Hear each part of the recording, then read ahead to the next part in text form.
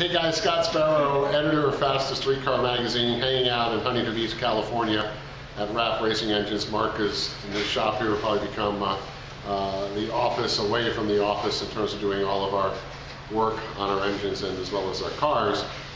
Just so it turns out that we decided to work on the hottest day in Southern California in a long time, so we're a little bit sweaty.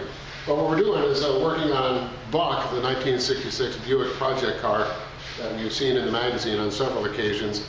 It's been really a good workhorse for us over the last couple of years, but it's time to do some upgrades as you do with any project car. And in this case, we're taking TFS's GenX 550 LS2 upgrade combination that we're going to install. And of course, before you install it, you got to take the old stuff out. So we've been working this morning trying to get the engine ready to come out of the car. Already obviously had the hood off the car.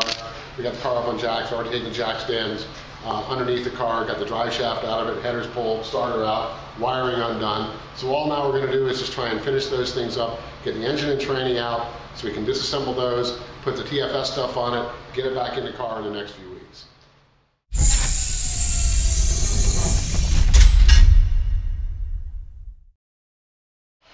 As you can see, we now have the transmission and engine out of the car. I'm going to go ahead and take the tranny off the engine so we can go ahead and start disassembling the engine and then put the TFS stuff on. All in all, it took about 3 hours, 3.5 hours to get this all out. We both realized had we had the correct metric wrenches, it probably would have cut the time in half. One thing to remember, when you take all your bolts out of this thing, make sure you label them. We have every nut and bolt labeled in a Ziploc bag. That way when we put the engine back in the car and assemble everything back, tighten the bolts down, we'll actually know where each one of those bolts go. One of the big problems, always easy to take things off of a car, a whole hell of a lot more trouble putting parts back into the car, especially in their proper place.